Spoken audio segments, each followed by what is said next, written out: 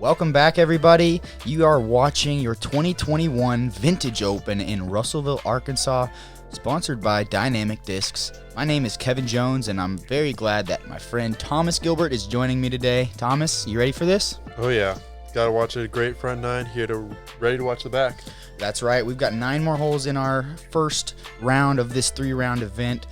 Gregg Barsby, Ricky Wysocki, Kevin Jones, and Joel Freeman. Joel at the worst right now at 1 over, and let me say it myself, that is not even that bad. We are facing very tough conditions right now.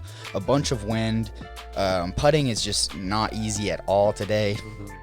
We are going to start off with a fairly easy hole, though. This is hole 10 at 280 feet. It's a par 3. Thomas, what's the play? Play here is to kind of hang something wide out over the road, maybe a overstable fairway or possibly putter.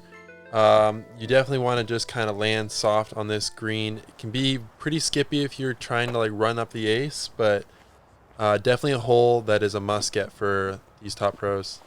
Yeah, that's right, and that's what makes the hole difficult is settling your disc down in time. A lot of times you'll end up a little long or even a little short. I'm throwing a sticky disc here. That's great action. I thought I hit a tree, but it looks like I just hit a rock or something. Yeah, that's really nice. Is that 300? Yeah, it's 300, Yep. 300 plastic PA3 for that tackiness, hoping that it'll grab the ground. This is Gregg with... Oh, dude. Yeah, dude. Oh, my goodness. That's a stable eagle straight to the pin, almost Wow. acing. And another really cool slow-mo cam right here, getting this shot. Just that one skip. Ooh. Oh, and looks like catches the bottom of the cage and is absolutely parked, Kevin. Yeah, that was nice from Gregg. Even if it doesn't hit the basket, he's well inside the circle, so great shot. Now we got Joel Freeman with the electric pants. I just love him. Yeah, very stylish. He's going with that higher, maybe stall play. Yeah, the stall play is a great play because you're going to have less action on the ground or less skip. That one still catches some skip, though. It's going to be, it looks like outside the circle. Very common result, though. It's easy for those discs to filter down there. Yeah, absolutely. Ricky going similar play to you. Looked like he's throwing his pig. Very grippy Nice disc. played, Rick. And that looks money. Yeah, that's exactly how you play the hole right there. All right, Joel Freeman putting back into the wind. Oh, let's go, Joel. So Joel has been struggling with his putt in the front 9. This is a great way to start off the back 9. I think he's found it. Yeah, putting a little more hyzer, fighting through that wind, and that is really nice right there. That's great. That'll put him right back at even par, so it's all downhill from here. Dead center. I was wondering where he went. Yeah, not too much left for the rest of you guys here. Ricky maybe about 15 feet, lumbering around with the mini. And here we got you from probably about 10 feet or so. It just all just feels atrocious. And did you hear about some similar shot to Gregg's? I think I sure did. I happened to see it as well, man. What happened? All right, so we got Gavin Rathburn, our current leader in the clubhouse. He skip-aced it almost exactly like Gregg. Check it out on the Disc Golf Pro Tour's Instagram. It is a sick shot. Definitely want to watch that. Yeah, definitely check it out on the Disc Golf Pro Tour's Instagram page. This is hole 11 at 396. It's slightly downhill, so it plays a little bit shorter. But man, it's interesting how people will try to create a line to this hole. There's no room on the left side of the fairway whatsoever. So you're either going to hang out something over the road or you're going to go down the middle, kind of like that. But that tree is going to be in the way of that. Did that reach the road or did that stay safe? It did stay safe. That's good. The road is absolutely going to play as out of bounds. Mm-hmm. Gregg's showing us exactly how you want the hyzer to look like. Oh, yeah. See that sign right there? Just missing that sign. Curling up in the circle. Yeah, very well done there by Gregg. Yeah, that sign that he just missed has not been there forever. In fact, it's actually relatively newly placed, and it adds it for a really hard obstacle on that hyzer route. Joel maybe a little bit early release there. Not sure if he was trying to go straight or maybe like flex it through the middle, but maybe just a bit early there. And Rick's looks like he's got his more overstable Firebird. Oh, wow. Putting a lot of turn on it. Holy cow, get that road skip. Oh, just A lot of times you'll see him hit the road like that and flare back in bounds. It's really a great play if you want to park the hole, but that time he hung it out too wide, and he's going to be looking at a bogey at best. This is where my drive ended up. I like to play a little road skip here. I needed more hyzer on that one, though, in order to catch some roll. So 25 feet downhill putt, left to right wind from there. Ricky hanging it wide, trying to play that skip as well. Ricky doing exactly what I was trying to do with the disc. That's the upshot right there. Well done. Get a nice roll down that side of the hill as well. And Joel probably tossing up one of his glow whales. That is one of his favorite upshot putters. And then Gregg just left with about 30 feet for birdie. What? Oh, and can jam. What a putt there by Gregg Barsby. Feeling it.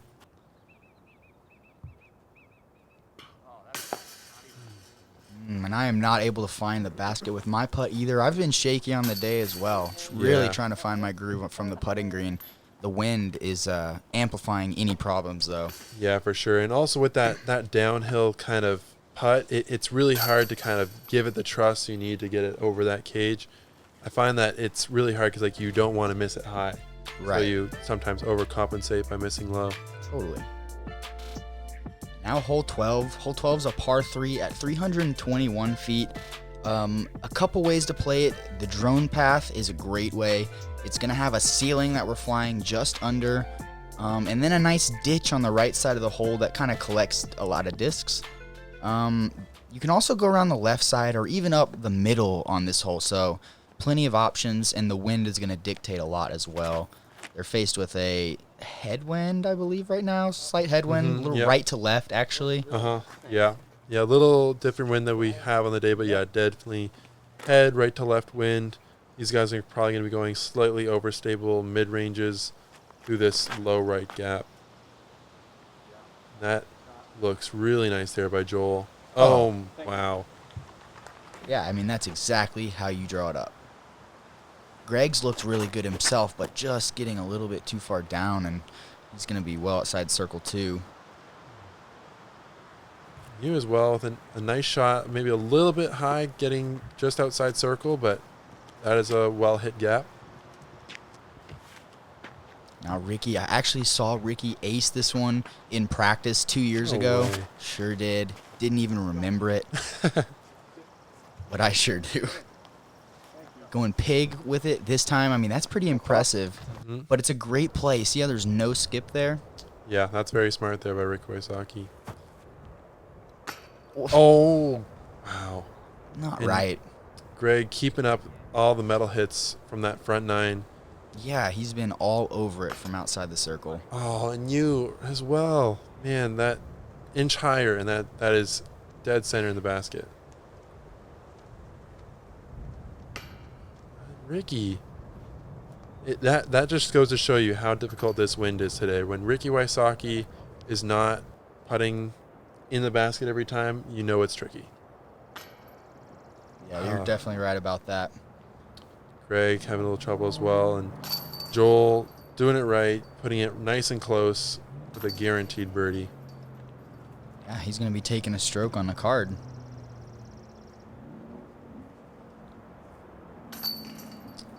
Yeah, as Gregg taps in that bogey there, we're going to move to one of the most picturesque holes on tour, Kevin.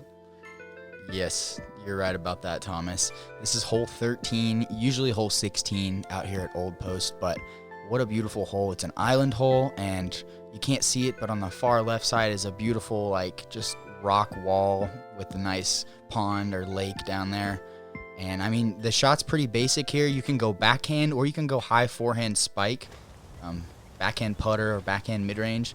Today, big tailwind, so it just adds a big factor to this hole. Yeah, definitely. It's going to stable up some of those backhands early. It's also going to shove these forehands more right than expected. Kind of long, kind of push the forehands a little bit long. Yeah, definitely. Joel finding just enough room there, though. He'll have a headwind putt from about 25 feet. I decide I'm just going to hammer into a PA3 here, a nice grippy PA3. and out of my hand. I know the mistake that I've done. I've literally done this exact same mistake before, cruising it out of bounds. Dude. You have to commit to that shot, otherwise that's what's going to happen. Yeah, was that tailwind at all pushing it further? Well, I was hoping after I released it that it was going to push it down, Yeah, but yeah. I knew it was just going to carry it. Ricky going with his pig up the middle. That's also a really nice play. Again, using that grippy disc to try to slow it down. Yeah, that's good focus from Rick. He's really hitting that one pretty hard. He wanted it to sit, but it didn't really need to. It was a great shot. We got Gregg also going with that high forehand route. Ooh. Plays it a little short, but gets a nice roll up there into the green. That's what you want. He'll be the closest. So I'm coming from the drop zone there. I mean, pretty much a guaranteed 4. That one hurts, but See if Joel can... Oh, yeah. Nice putt. That one looked like it had really good tempo, really good pace on it, and couldn't do anything but go in the basket. yeah, Joel is on a roll now. He's definitely found his putt. Ricky as well. Not going to miss another one back to back. Yeah, this little area here kind of helps guard a little bit from the wind. Not going to be quite as gusty as out in the open. But yeah, if you haven't seen this amazing view yet just behind these guys, go check out the GK drone flyover. It's up on their YouTube channel right now. Definitely worth watching. Check in on the leaderboard. Scores coming in live just as they were when the round was being played. Gavin Rathbun up top at 10 under, Calvin Heimberg 9, Adam Hammis turning in a 6 under, Nathan Queen at 5 under. So, I mean, 10 under is well above the rest of the field. Nice shooting from Gavin. Hole 14, this hole is way harder than it seems. Only 325 feet, but in order to park it, you're kind of going to have to test the OB on the right side. It's pretty far downhill, so it plays short, but you have OB right side and OB behind. Yeah, and with this crosswind today, it's really making that kind of how far you swing it out wide. That's making it very tricky to kind of decide. Yeah, you have to swing it out way wider than normal now because of that crosswind. Joel playing all right. I mean, just outside the circle, he just lacked a little bit of commitment over that OB. Yeah, Ricky, again, going to go with his pig. Been trusting this disc a lot in the last few holes.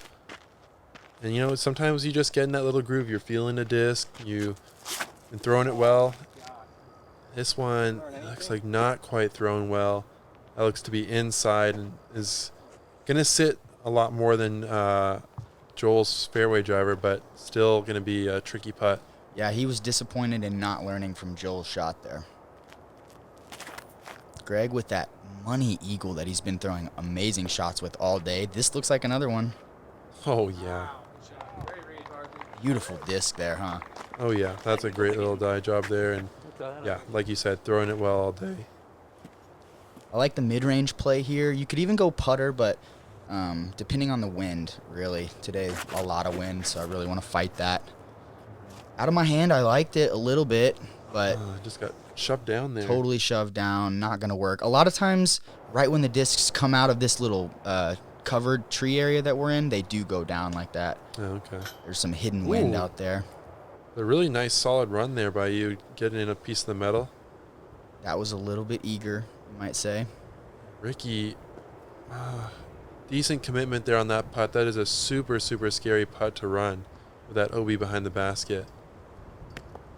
Imagine that probably was what was in Joel's mind as well. Yeah, they have that back OB to worry about, and left to right wind here on my putt, not going to work. Another miss from close for myself. Yeah, and that's just not typical to see from you there.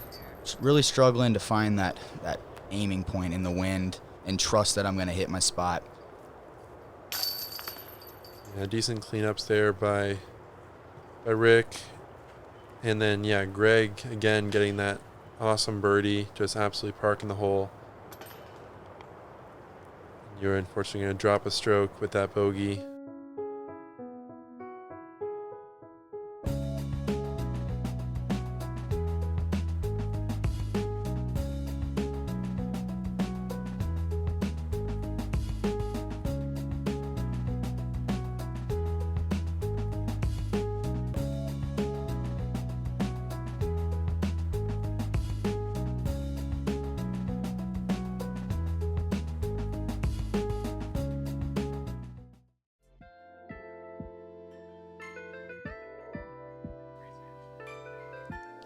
Welcome back. We are now on hole 15. This is going to be a par 4 with a straight dog leg to the right. This hole's shaped like an L, and at the bend of the L, there is a mando tree that you cannot cut off. So pretty much great shots land at that orange-white pole out there, and then you'd be looking down at the green from there from about 300.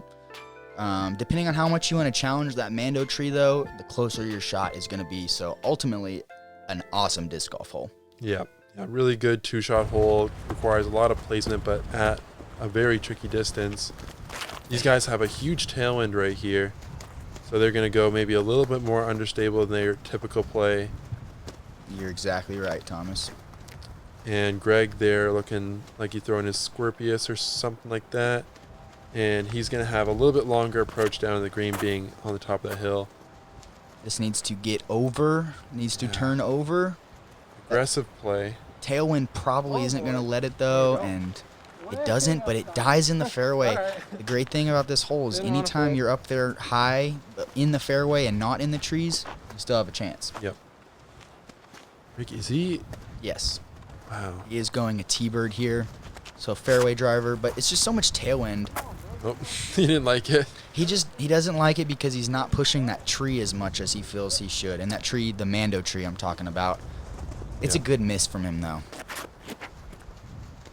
Ooh, uncharacteristically low there by you, Kev. Oh, my goodness. So right as we were throwing, you mentioned that we should be throwing flippier discs. I made a huge mistake there and went with overstable, and I threw it very, very softly. Trying to recover here, though, with a big forehand skip. Wow. What did that skip out of? Holy crap. Don't know. Man. I didn't see the second one. Man. But, yeah, you're going to be just outside circle. That's a pretty good recovery from the spot you were in. Yeah, I'm pretty pumped about that, but headwind putt from there will be tough. Mm-hmm. Joel burning over his sidearm. Trying to fight the wind. It's an interesting shot from there because he's exposing the underside of the disc to the wind at first, and then late he's going to be exposing the top side, and just kind of makes it really tough to dial in. Ricky going overstable there. Mm-hmm. Sawing it off to the right side. Yeah, let's see if Barsby can read those shots and try to find that happy medium. This is nice and low. Hopefully get a nice little skip into the circle. Wow. Oh, there it is. Little kiss off the tree as well. Yes. Seems like Barsby went a little bit more neutral, like high speed there. Kind of straighter, high speed disc. Played it really straight and good shot. Joel, the whale. Man. Impressive whale shot. I love how it just bites right when it hits the ground. That's so useful.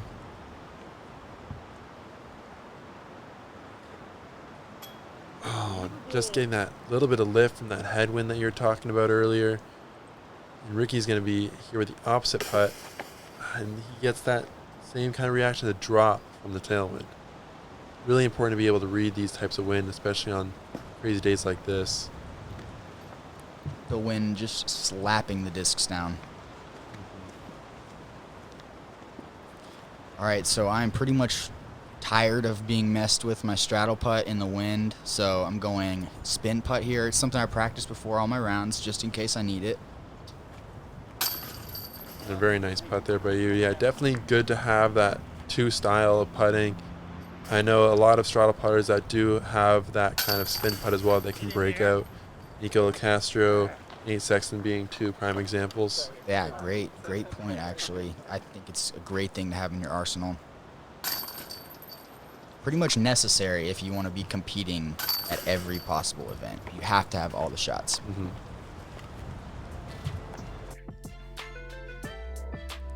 That's going to bring us to the first of our final 3 temporary holes on this course that are turning to permanent holes because they're amazing holes. This is hole 16, a par 5 at 825 feet. A great drive lands back behind us just a little bit. We are flying up the right side of the fairway now, which is a great option, but a lot of your longer throwers are probably going to be going down the left side of the fairway because they'll be able to cut more distance off on the tee. It's really all preference, and this is a great hole where you can really create a game plan and attack your own way. Yeah, definitely. As well as I feel like if you're shorter off the tee pad, you might try to go down that right side where if you pinch off enough off the drive, like Gregg's shot is doing right here, that is a great shot. He'll probably be going for that sidearm gap. Yeah. up on the left side. Yeah, you're exactly right. That is an awesome shot from Gregg. Ooh, Joel squeaking it in there.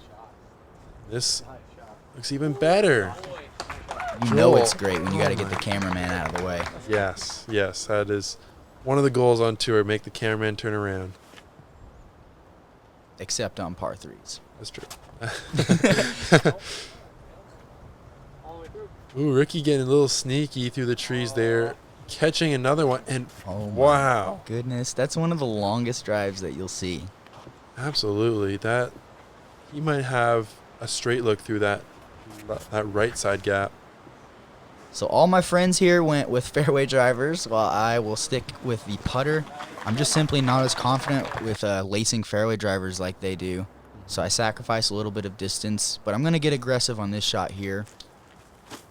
Going with that D2 sidearm. Oh, this looks great. Getting the full flight out of it, turning, flexing, and you are going to be maybe, what, 180 feet away? Yeah, maybe even closer, looking right down into the tunnel of the hole. So I'm really happy about that shot. That was crucial.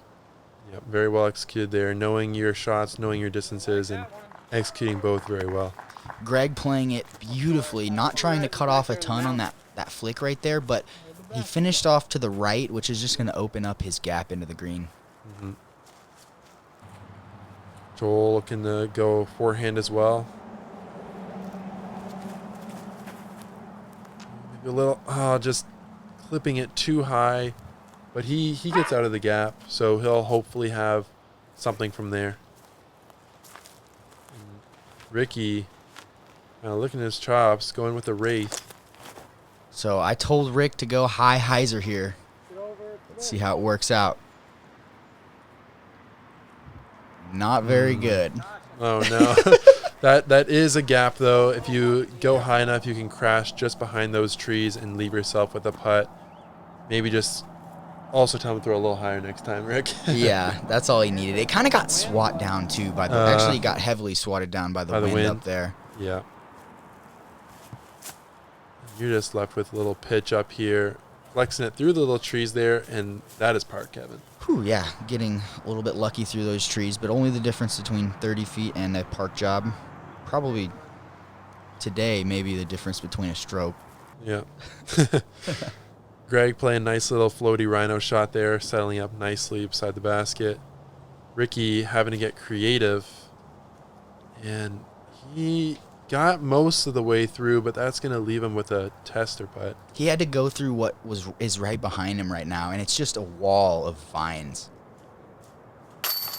Oh, but he clutches up and makes the putt from the knee for birdie. Yeah, I love it, how he can just focus up real quick in the moment. Like, he wasn't expecting to have a 35-foot knee putt for his birdie here, but he realized real quick that's what was happening and focused up and just jammed it. No problem for him. Yeah, that's important. That's the mentality of a true pro.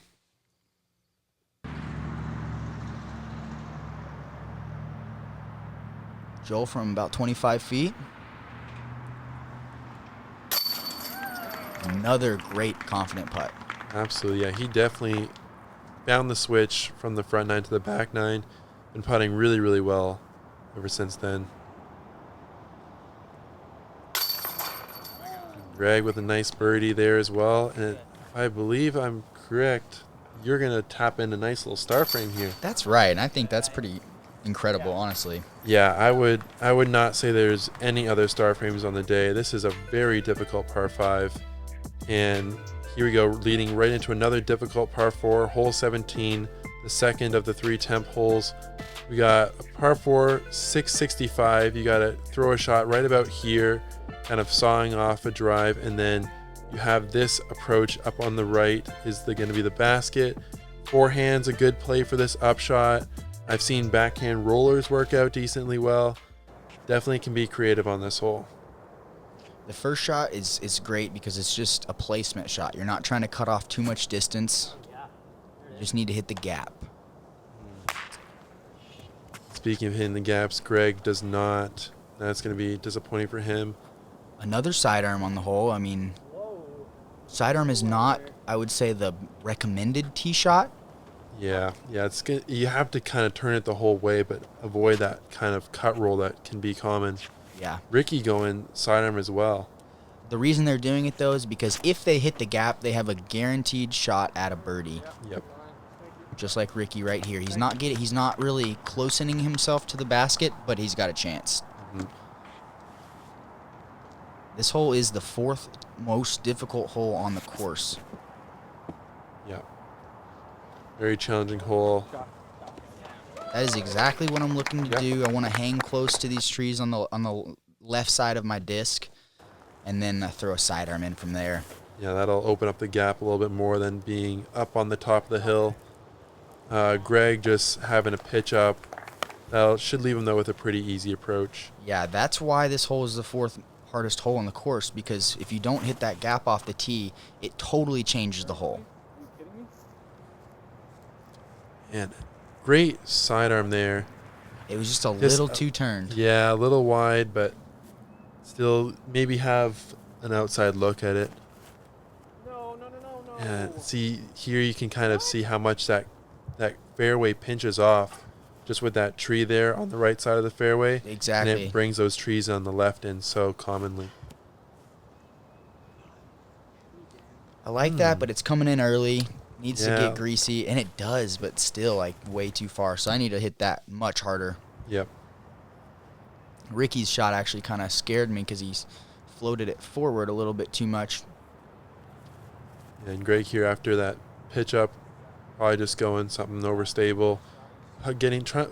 Not quite getting around that corner. That big tree right there is really when you're kind of looking to get around from shots like those. I thought he did it. He's got a lot of work left. What a sick line we just saw there. Whoa, huge skip. And absolutely parks it. What a creative shot there by Joel. That was so cool. Rewind that one real quick and go watch again his gap. Oh, that just hit that little iron twig there and shot you down. Ricky just off as well. See if Gregg can sink it in the basket for us. Oh. Again, man. Man. It's just so frustrating for him. I cannot even imagine. He's been that close on pretty much every Circle 2 putt. Yeah. He's drawn cage or band or some kind of metal on every putt. But decent recovery there by Joel. Great recovery. That was a really creative shot. Oh, no. Oh, man. Didn't even know about that, but it just happens, man. Yeah, and that's a really good teaching moment there. You have to focus on every single putt, no matter the distance. It's a simple lapse of focus. Yep. I've literally done the same thing myself. I'm sure you guys all have too.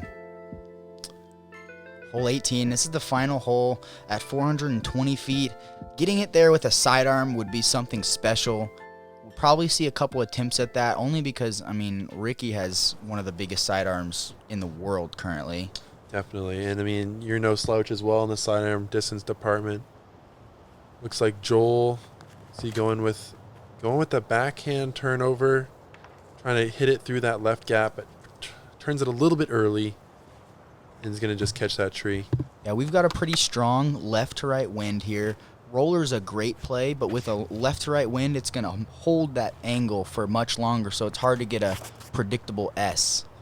Ricky going with the sidearm, looks to be a little out of control and high, though.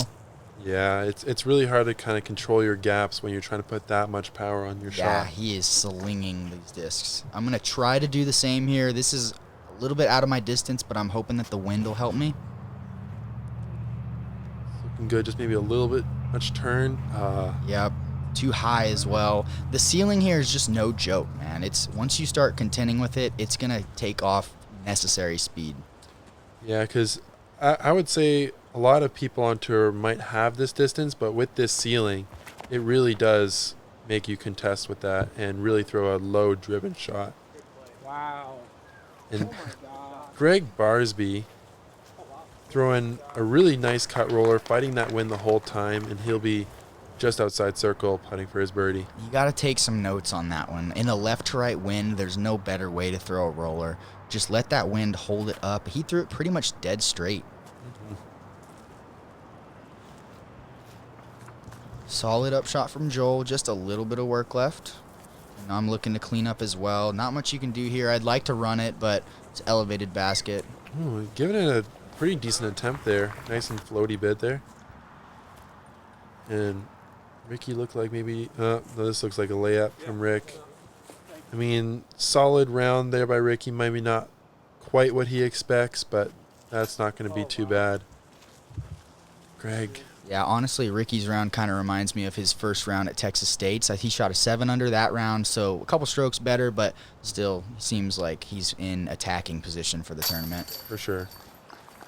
I mean, yeah, with how difficult the conditions were today, I mean, Calvin and Gavin really shooting hot and taking advantage of these tough conditions and gaining a few strokes on some of the top competitors. Yep. That was a great final putt from Joel we saw there from about 20 feet. It's crazy to see him just completely turn his putt around in the middle of a round. So hard to do that. Yeah.